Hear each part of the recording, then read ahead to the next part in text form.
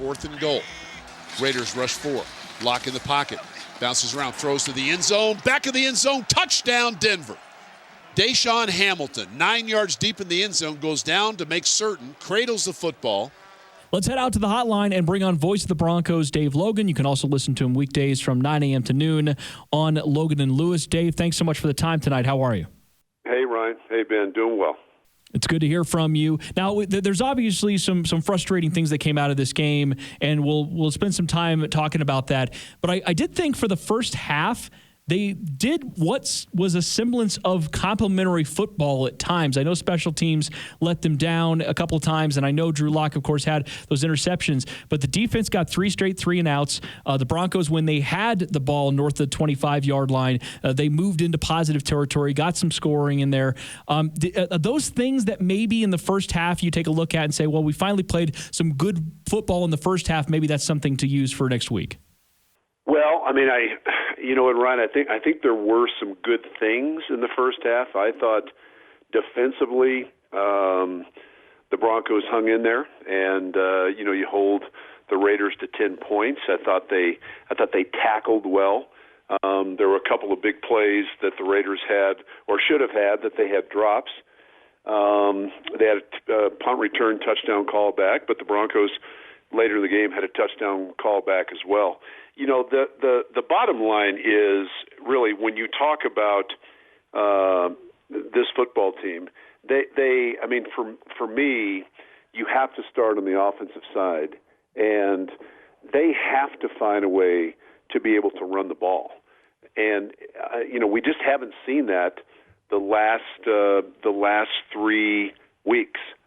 So that to me would be the single, and there are a bunch of concerns, and certainly as we sit here and talk on the radio tonight, I'm sure the Bronco coaching staff is out there looking at tape of the Miami Dolphins, good football team, and trying to figure out what to do with them. But to me, the single biggest concern right now would be finding a way for the Broncos to run the ball, to consistently be able, and even if it's not consistently, just occasionally crease somebody for a big run. We saw a little bit earlier in the season, but we have not seen it the last 3 weeks.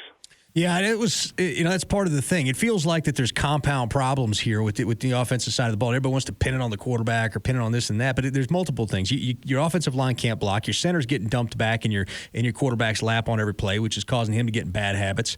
You can't run the ball, and then you're not running the ball. And when you do run the ball, it's predictable. 2nd and 10, you're just giving it a tepid run just to see what you can get out of it for 3rd down.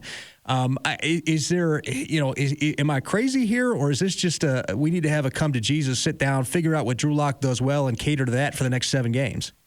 Yeah, I think there's a part of that I would agree with. I think that, in the NFL, and I talked about this a little bit earlier today, I think the NFL is just starting to work its collective way out of the old school thinking, because for years and years, there were plenty of NFL people, and I'm talking about really smart people, long-time NFL people, football people, that just rejected the idea of running any semblance of the spread offense. I mean, there were plenty of NFL people that didn't even like their quarterbacks in the shotgun. I mean, college and high school football went that route way before the NFL. Now, the last handful, maybe 2 handfuls of years, we've started to see the NFL adopt some of the same sort of concepts that we see in both college and high school. And I do think this. I think I'm a believer you still have to win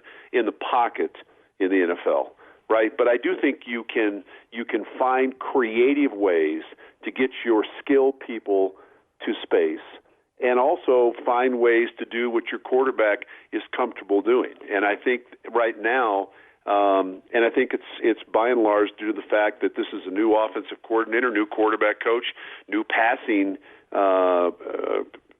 strategy, same run strategy, but I just think the Broncos probably, more than a lot of teams, miss having the ability to get summer work, to get OTAs, to get a lot of work done. If there's something that the Broncos can work on this week, improve on, as they're getting ready to take on a really hot Miami team, what would you like them to do, especially on the offensive side of the ball? Well, a couple of things. They got to stop turning the ball over. Right. Period. You just can't can't live. You're winning no games for the rest of the year if you turn the ball over 5 times in a game, 4 picks and a fumble. You just can't have it.